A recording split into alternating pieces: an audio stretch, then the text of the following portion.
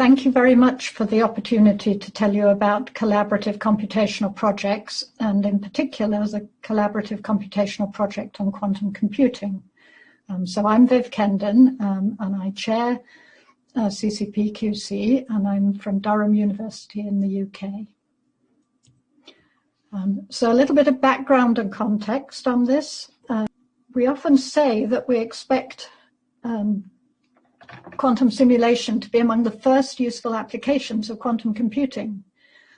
So who is doing classical simulation of quantum systems? Who could benefit from these quantum speedups that we have been promising for 20 or more years? So let's first have a look at where the heavy computational work is going on. So this is a chart. You can have a look here and look at more statistics if you're interested.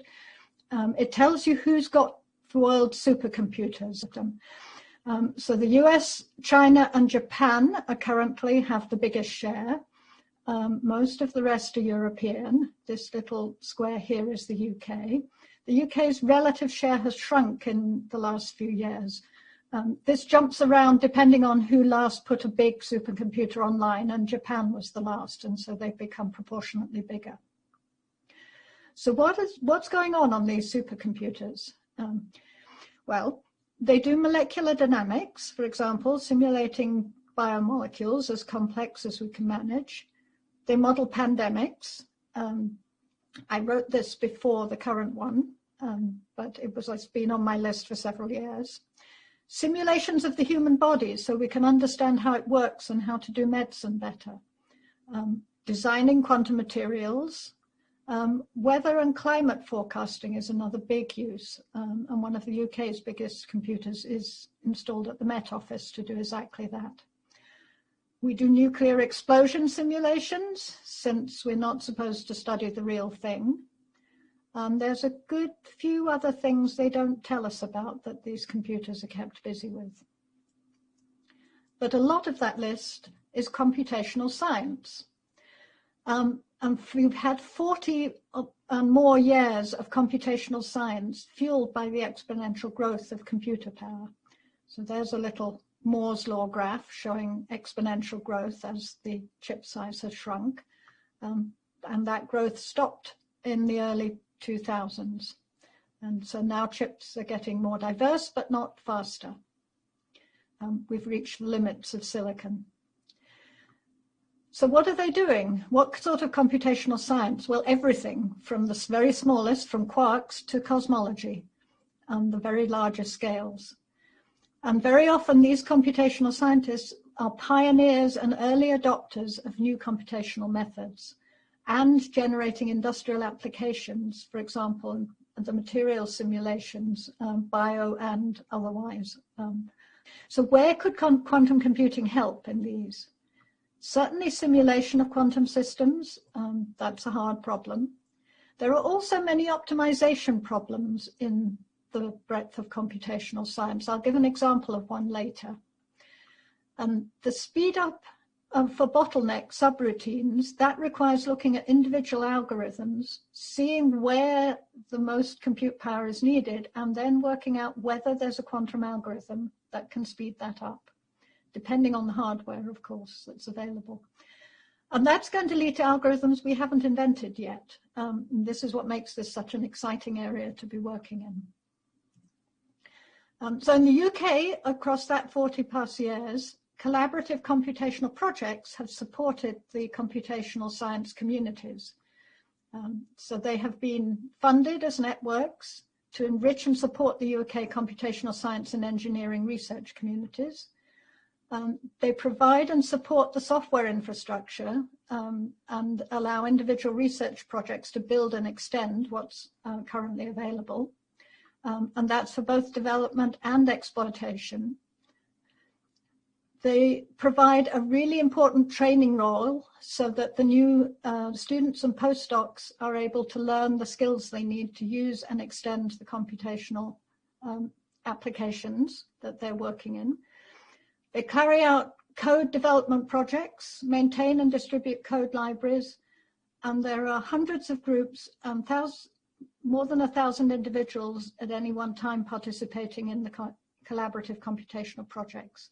There are several that extend beyond the UK, and there are industrial links for many of them. So CCP programs produce more than 500 papers a year, and they have been funded competitively through Research Council grants. And since 1978, so more than 40 years, there has also been research software engineering support from STFC. They have a website. You can see the current CCPs there, the currently funded ones, and more information and background on them. So the role of CCP-QC. We were successful in the last round of funding. We started this year. And our role is to link computational scientists with quantum computing scientists and engineers so that we can develop the first useful practical applications of quantum computers. We have a range of important key partners in the UK. As well as CCPs, there are also high-end computing consortia that we are working with, also funded as networks. The UK's National Quantum Computing Centre, which is in the first phase of development and setup and planning. The UK's Hub for Quantum Computing and Simulation, which I am a part of, as are several of the other people involved in CCP-QC.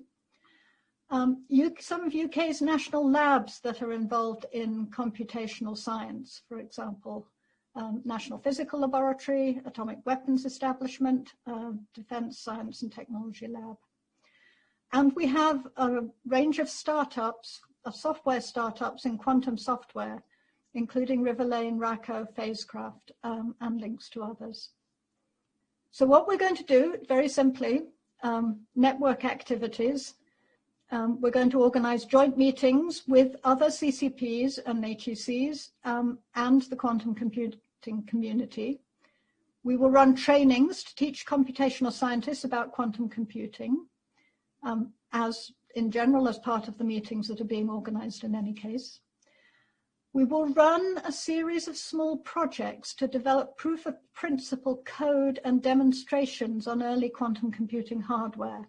So we will start to develop what we need to take advantage as the hardware becomes large enough. We will be ready with the code that we've helped the computational scientists to develop.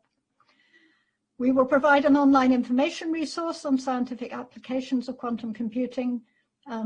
You can visit our website. We are just beginning to put links there at this stage. So a little more about those projects I mentioned. We've actually done the first project, a survey of methods for quantum enhancing computational chemistry applications. This is an area that many people have been working on, and it has been very useful to have a critical survey of what's available now and how long we expect it to take for it to be providing useful computational applications so that the computational chemists, and there are many in the CCPs, can plan accordingly for when this might lead to an upgrade for their code. We have future projects planned. We have one based on macroscopic smooth particle hydrodynamics, which is a particle-based numerical method in which many discrete masses can approximate a continuum. And this can work on many, many scales. The picture shows planetary collisions, which is using 10 to the 8 particles, but you could also be using it in much smaller scale to investigate fluids or suspensions in industrial processes, for example. This is very suitable for quantum computing because it works on the Hamiltonian dynamics, so it will map naturally to quantum Hamiltonian dynamics. Electronic structure calculations are an obvious one because the difficulty is representing the fermions in order to do the minimization that you need to do. So this is an example where it's both quantum simulation and a minimization problem that we need to code efficiently onto quantum computers. And then the rest of their work will stay in their classical code because the rest of the calculation is efficient classically, so there is no need to make it quantum at this point. And the next one is straightforwardly an optimization problem. Macromolecular crystallography is the numerical simulation you have to do to analyze the diffraction pattern that you get from experimental diffraction output, so X-ray diffraction.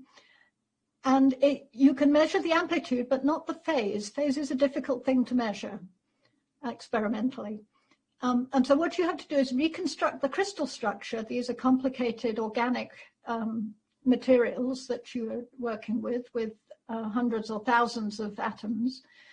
And you need to assign the right phase along with the amplitude in order to back out the structure from the diffraction data. So this naturally maps to qubits because it's a rotational thing. We need to assign an angle. Also, it doesn't need to be particularly accurate. Even just having a binary decision on it will give a fairly accurate structure, as this shows. There will be more projects, and they will be developed and suggested by the CCP communities as the capabilities of early quantum hardware becomes more clear. So a little more about CCP-QC itself. So I am currently the chair. We have a secretary who works at STSC in the software engineering team. And we have management team members that are spread across the UK, mostly academic, but not only. We also have some who represent some of the software startups and for the lab. So there's AWE, James Bedstead, there's MPL with Ivan Runger, and DSTL with Stephen Till. We have an advisory team, senior scientists who can keep us in touch with the bigger picture of what's going on. Senior scientists, 2 from the computational science community and 1 from the quantum computing community. So just a quick reminder that this is sitting, for the UK's point of view, in a very vibrant quantum computing landscape in which big investments have already been made into developing quantum technology, not just computing, and continuing from last year, along with a great deal of innovation funding. And one of the headlines, recent headlines on this, is that the UK arm of Rigetti is going to be building a quantum computer in the UK that should become one of the quantum computers we can use for testing our early applications to scientific computing. In the global context, of course, there's a great deal happening too. The EU flagship, big national investments elsewhere, partnerships with foundries in particular, thinking of how to manufacture quantum computers. There are major players and many new hardware and software startups coming along. So it's a very exciting time to be doing this. How can you get involved? Well, it's not so easy to start up a network while we're under COVID restrictions that mean that big and informal network meetings can't be scheduled. But there is still plenty of momentum building, and while we can't meet in person, you can still sign up to our mailing list, so email and you will be added.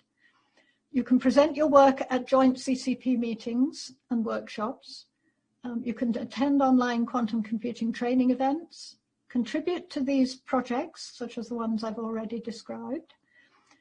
You can develop new quantum computational science applications, and you can follow us on Twitter, use the resources on our website, and note that we do have a face-to-face meeting planned for July 2021. We very much hope it will go ahead, and there are details on this website here. So thank you very much,